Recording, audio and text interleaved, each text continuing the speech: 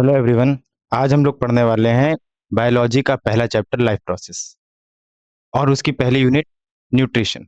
तो पहले ये जान लें कि लाइफ प्रोसेस होता क्या है। Life process are the basic activities performed by living organism to maintain life in planet earth.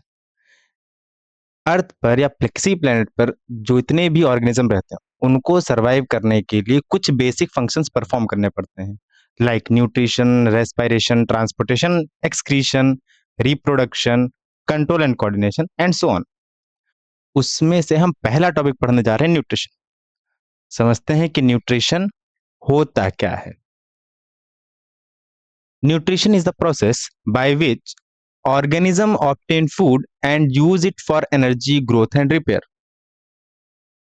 Nutrition है फूड से एनर्जी ऑब्टेन करने का प्रोसेस जिससे कोई भी ऑर्गेनिज्म अपने इसेंशियल वर्क्स और बॉडी की ग्रोथ डेवलपमेंट कर सकता है। न्यूट्रिशन होता है दो तरह का। पर ये जानने की न्यूट्रिशन की जरूरत ही क्यों है। पहला, to obtain energy, for growth and development, for repair of damage cells, maintain life process and build body materials etcetera etcetera. Nutrition दो तरीके का। पहला type, autotrophic mode of nutrition. दूसरा, heterotrophic mode of nutrition. Autotrophic mode of nutrition का मतलब है जब कोई भी ऑर्गेनिज्म अपना फूड सिंपल इनऑर्गेनिक सब्सटेंस से खुद ही प्रिपेयर कर लेता हो, उसे ऑटोट्रॉफिक न्यूट्रिशन कहते हैं। हेटरोट्रॉफिक में ऐसा नहीं होता। ऑर्गेनिज्म डायरेक्टली या फिर इनडायरेक्टली ऑटोट्रॉफ्स पर डिपेंड होता है। अब ये करके समझ लेते हैं कि ऑटोट्रॉफिक न्यूट्रिशन क्या है और हेटरोट्रॉफिक क्या है। पहला, ऑटोट्रॉफिक न्यूट्रिशन।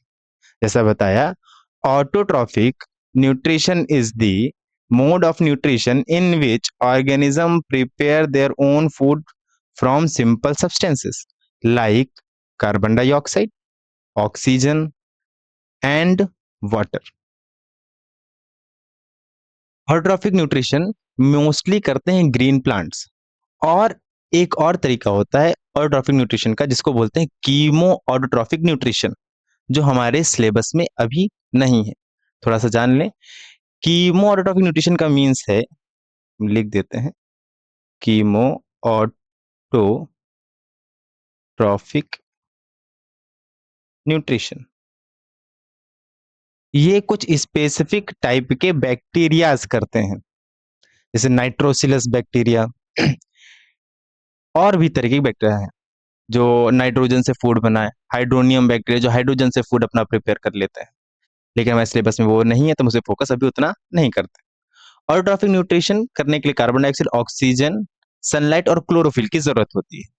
ये चार चीजें, ये they are the raw materials for the autotrophic nutrition. और ऑटोट्रॉफिक न्यूट्रिशन जिस प्रोसेस से खाना बनता है उसे हम फोटोसिंथेसिस भी कह देते हैं। उसके लिए पहले हम समझ ले फोटोसिंथेसिस है क्या। बचपन में हमने पढ़ा भी था। Photosynthesis is the process by which green plants prepare food using carbon dioxide, water in the presence of sunlight and chlorophyll. इसकी रिएक्शन क्या है।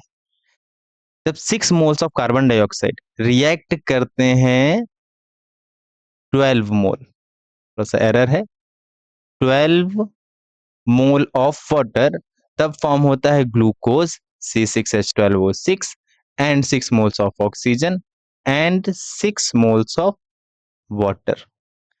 ये स्टैंडर्ड रिएक्शन है, आप यही मेमोराइज करो, पेपर में भी यही लिखे।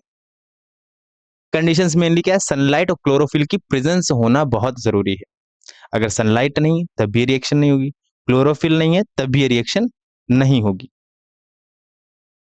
अब इनके फंक्शंस पढ़ लें कि फंक्शन क्या है, काम क्या है इन सभी लोगों का। क्लोरोफिल जो है लीव्स में प्रेजेंट होता है और इसके अंदर होता है क्लोरोप्लास्ट, क्लोरोप्लास्ट जिसके से कलर ग्रीन है और ये सनलाइट को ट्रैप करने में हेल्प करता है और ये हीट एनर्जी से लाइट एनर्जी को केमिकल एनर्जी में कन्वर्ट करता है। सनलाइट का एक काम मेन है, जो वाटर मॉलिक्यूल हमारे पास H2 उसका स्ट्रक्चर होता है ऐसा कुछ। जो H के मॉलिक्यूल्स ऐसे लगे होते हैं, ये H2O है। इनके बॉन्ड्स को ब्रेक करने का काम करता है सनलाइट। ये आगे सिलेबस में है, 11th-12th में आप लोग पढ़ेंगे वहां पर। और वाटर तो ब्रेक डाउन हो गया, और जो कार्बन डाइऑक्साइड था हमारे पास CO2, इसमें ये हाइड्रोजन आकर के ऐड होता है और फॉर्म करता है ग्लूकोज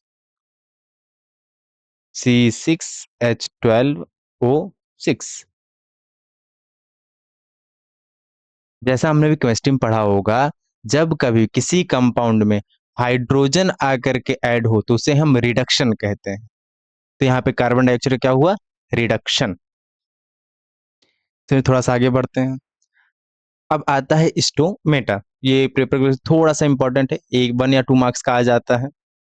स्टोमेटा टाइनी पोर्स होते हैं लीव्स की सरफेस पर, और जो प्लांट्स हॉट एरियाज में रहते हैं वहां पर इस ये लीव्स में नहीं, वहां पे होते हैं स्पाइंस, जैसे कैक्टस में। यहाँ पर जितने भी स्टोमेटा के पोर्स होते हैं वो मोस्ट ऑफ द केसेस में बॉटम ऑफ द लीफ होते हैं, जहां बारिश ज्यादा अपर सरफेस में होंगे। स्टोमेटा का काम क्या, सिर्फ 2 फंक्शन है, पेपर में बस इतना ही याद रखना है। पहला एक्सचेंज ऑफ गैसेस, और दूसरा है ट्रांसपिरेशन। CO2 का इनटेक करना, ऑक्सीजन को बाहर रिलीज करना। नाइट में रिवर्स प्रोसेस हो जाता है, जो डार्क रिएक्शन है, ऑक्सीजन का इनटेक करते हैं, CO2 रिलीज करते हैं। ये हम रेस्पिरेशन में आगे पढ़ेंगे। और यहाँ पे है गार्ड सेल। ये जो दो आपको बीन लाइक स्ट्रक्चर दिख रहे हैं, ये एक ये और एक ये, इन्हें हम गार्ड सेल कह देते हैं। ये लिखा हुआ है गार्ड सेल। और इन्हीं के ओपनिंग और क्लोजिंग से गैसेस का एक्सचेंज हो पाता है। अगर ये क्लोज जाएंगे तो गैसेस का एक्सचेंज नहीं होगा, ओपन रहेंगे तो गैसेस का एक्सचेंज होगा। क्लियर? इतना आप लोगों को क्लियर होगा होपफुली।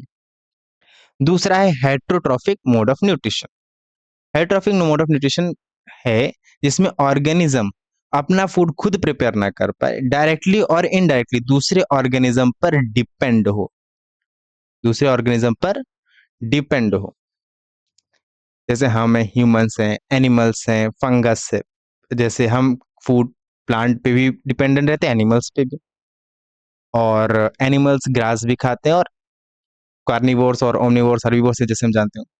जैसे मशरूम है, वो फंगस पे ही ग्रो करता है। तो एग्जाम्पल क्या, ह्यूमंस हैं, animal, fungus, etcetera etcetera. Heterotrophic mode of nutrition होता है 3 तरह का, मेनली 3 तरह का। इसके अलावा भी होते हैं सिम्बायोटिक न्यूट्रिशन,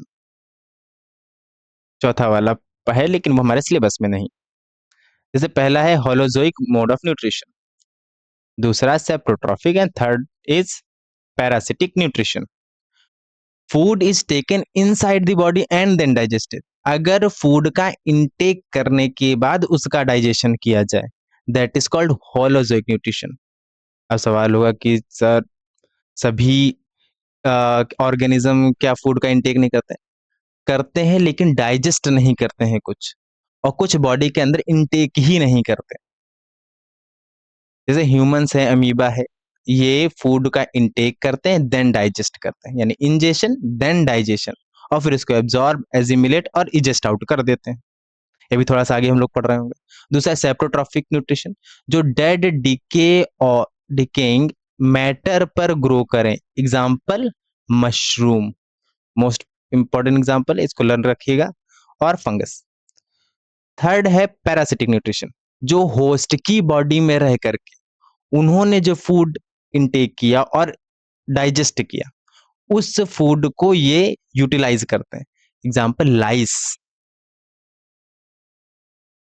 जुए, लीस, ये हमारी बॉडी में रहते हैं और हमारा ही ब्लड सेक इन करके उसी से ही फूड का इनटेक करते हैं, डाइजेस्ट नहीं करते वो लोग। एग्जाम्पल कसकटा है, टेप वॉर्म है। अब आते हैं holozoic nutrition in humans. 5 step में ये न्यूट्रिशन होता है। पहला है इंजेशन, फूड को बॉडी के अंदर रखना, taking food into the body. Digestion, breaking food into simpler substances. हम कॉम्प्लेक्स फूड इनटेक करते हैं, उसको सिंपल फॉर्म में ब्रेक डाउन करना, that is called digestion. Third है एब्जॉर्प्शन, जो फूड डाइजेस्ट हो चुका है उसको ब्लड स्ट्रीम में डालने के प्रोसेस को क्या कहते हैं? एब्जॉर्प्शन। और जो फूड हमने डाइजेस्ट करके एब्जॉर्ब कर लिया है उसे एनर्जी भी तो ऑब्टेन करनी है, वो उसे कहते हैं एजिमुलेशन, ये सेल्स में होगा।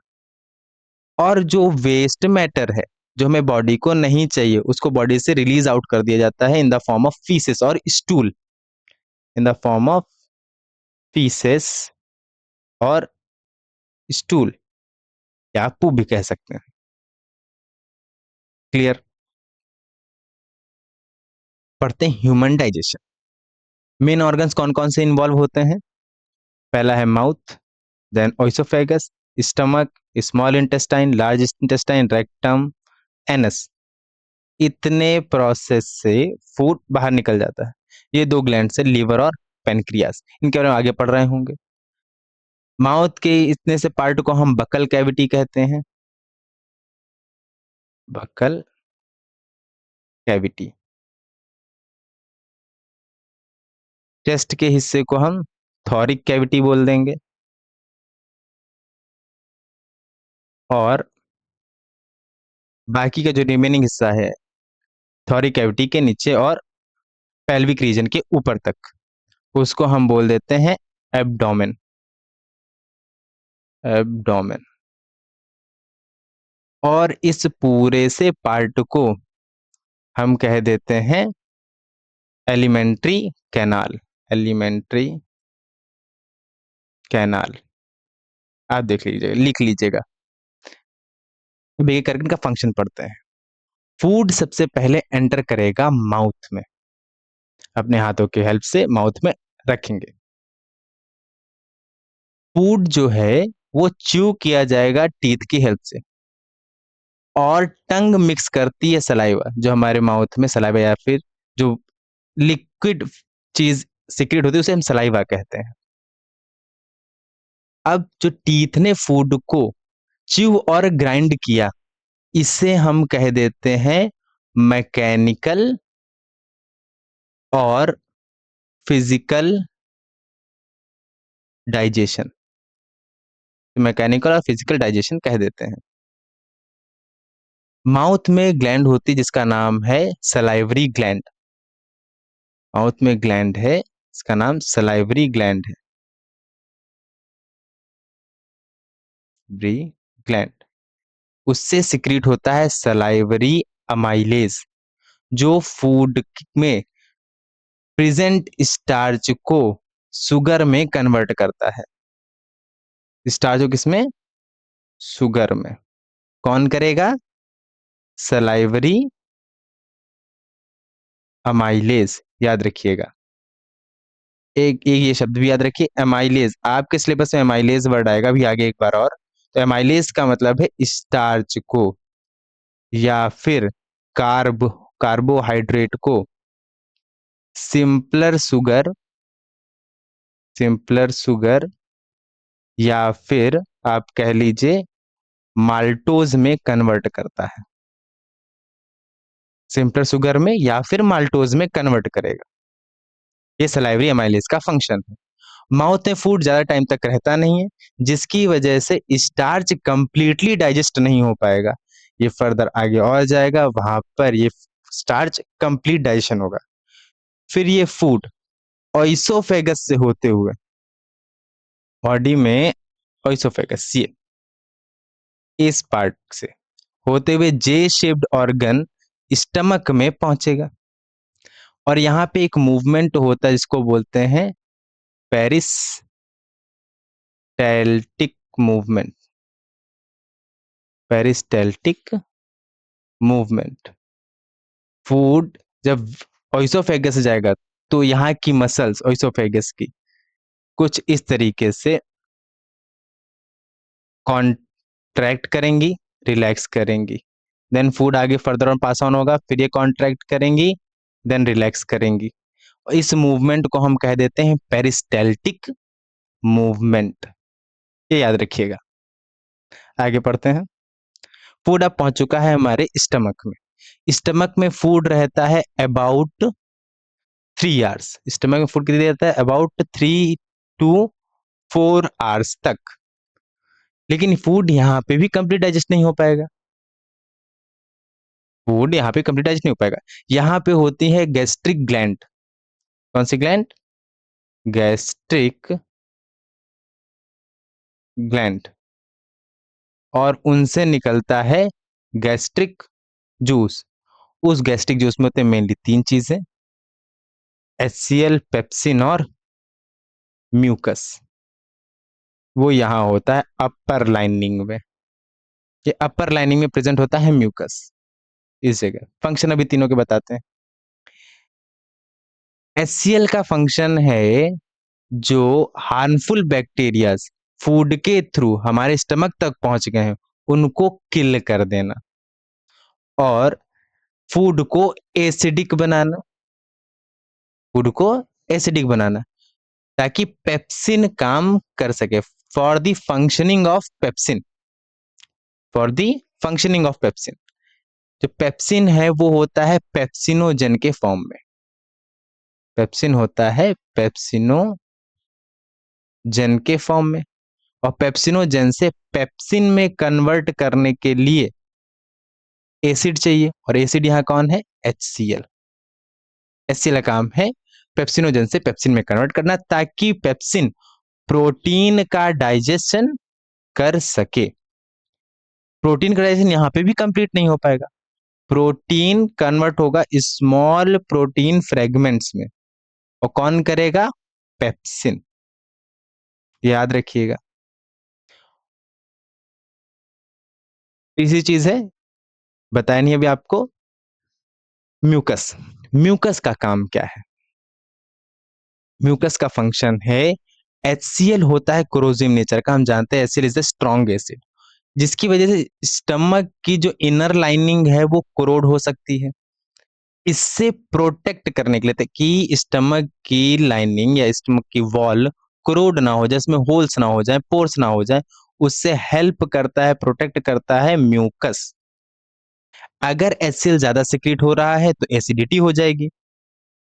अगर कंसीडर कर ले रहे हैं कि अगर HCl या म्यूकस सही से काम नहीं कर रहा है, HCl ज्यादा सिक्रीट हो रहा है, तो स्टमक की वॉल थोड़ी बहुत क्रोड हो जाती है, तो फॉर्म हो जाती है एक डिसीज जिसको कहते हैं अल्सर। इसके लिए फिर डॉक्टर से प्रिस्क्राइब करना पड़ेगा और दिखाना पड़ेगा। अगर एसिडिटी हो गई है तो हम कोई बेस ले सकते हैं, like baking soda. Baking soda use कर सकते हैं, इनो ले सकते हैं, वो भी एक तरीके का बेस है। स्ट्रॉन्ग बेस बस ना लें, नहीं तो ज्यादा दिक्कत हो जाएगी। अब आता है फूड। फूड अब पहुंचेगा, यहाँ पे एक मसल है जिसको कहते हैं ड्यूडेनम। क्या कहते हैं? ड्यूडेनम। फूड ड्यूडेनम से पास होकर के पहुंचेगा स्मॉल इंटेस्टाइन के अंदर। कंप्लीट डाइजेशन फूड का स्मॉल इंटेस्टाइन के अंदर ही होता है। कहां पर? स्मॉल इंटेस्टाइन के अंदर। स्मॉल इंटेस्टाइन के अंदर कौन कौन मिलेगा? लीवर से निकलेगा बाइल जूस। लिए है लीवर, लीवर से निकलेगा बाइल जूस। जो गैल ब्लैडर, ये गैल ब्लैडर है, इसके अंदर स्टोर होता है। और ये बाइल जूस कहाँ पहुंचेगा? स्मॉल इंटेस्टाइन के अंदर लिखा है, स्मॉल इंटेस्टाइन के अंदर बाइल जूस पहुंचेगा। ये है पेनक्रियाज, और पेनक्रियाज से भी निकलेंगे पेनक्रियाटिक जूस। वो भी कहाँ पहुंचेंगे? स्मॉल इंटेस्टाइन के अंदर। एक एक करके फंक्शन पढ़ेंगे। बाइल जूस जो है वो काम करेगा फूड को एल्कलाइन बनाने का। बाइल जो होता है वो एल्कलाइन नेचर का होता है। ऐसा कौन सा नेचर? एल्कलाइन। एल्कलाइन का मीन्स है बेसिक नेचर, बेस होता है ये। अब जैसे हम जानते हैं स्टमक में HCl मिला था, फूड एसिडिक हो गया। अब एसिड को न्यूट्रलाइज करने के लिए हमें क्या चाहिए? बेस। वो कौन प्रोवाइड करेगा? Bile juice. बाइल जूस का एक और काम है, फैट के डाइजेशन का भी काम बाइल जूस ही करता है। अभी भी फैट कंप्लीटली डाइजेस्ट नहीं हुआ है, अभी फूड कंप्लीटली डाइजेस्ट नहीं हुआ है। पैनक्रियास से निकलता है पैनक्रियाटिक जूस। ये पैनक्रियाटिक जूस होते हैं तीन तरह के। कितने तरीके के? तीन। पहला है pancreatic amylase. Pancreatic amylase, trypsin और लाइपेज, तीन है। ट्रिप्सिन का काम होता है प्रोटीन को डाइजेस्ट करना। किसको? प्रोटीन को। पैनक्रियाटिक अमाइलेज का फंक्शन होता है कार्बोहाइड्रेट या स्टार्च को डाइजेस्ट करना। और लाइपेज का फंक्शन होता है फैट को डाइजेस्ट करना। तीनों का अलग अलग फंक्शन है। जहां सिन दिख जाए आप समझिए प्रोटीन डाइजेस्ट हो रहा है, जहां एमाइलेज दिख जाए समझिए स्टार्च डाइजेस्ट हो रहा है। स्टार्च किस में कन्वर्ट हो जाता है? ग्लूकोज या सिंपल शुगर में, या माल्टोज कह सकते हैं, पीछे भी बताया था आपको। फिर इंटेस्टाइन से निकलते हैं इंटेस्टाइनल जूसेस। इंटेस्टाइन से निकलते हैं इंटेस्टाइनल जूसेस, जो इंटेस्टाइनल जूस कन्वर्ट करते हैं स्टार्च को ग्लूकोज में, प्रोटीन को अमीनो एसिड में, और फैट को फैटी एसिड में।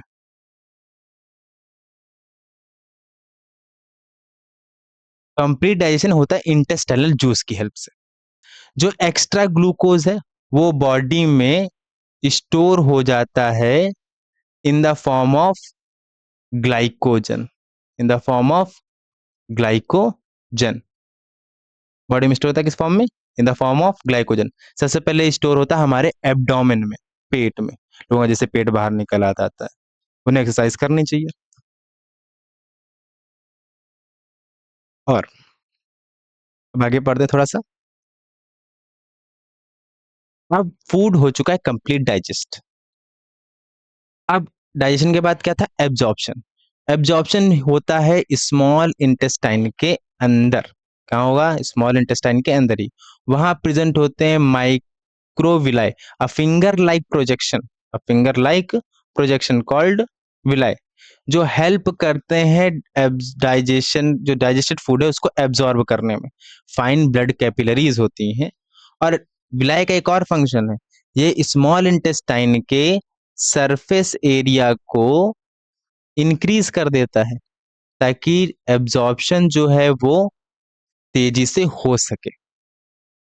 Villi helps in maximum absorption. और जो बचा कुचा वाटर है वो लार्ज इंटेस्टाइन के अंदर एब्जॉर्ब हो जाता है। अब फूड तो पूरा एब्जॉर्ब हो गया, अब बचा undigested food material. The large intestine absorbs water from undigested food and remaining waste is removed from the body. अब ये प्रोसेस तो हमेशा चलता रहता है, क्या हमेशा ये बॉडी से बाहर निकलेगा? ऐसा नहीं है। ये कुछ टाइम के लिए रेक्टम में स्टोर हो जाता है। कहाँ पर?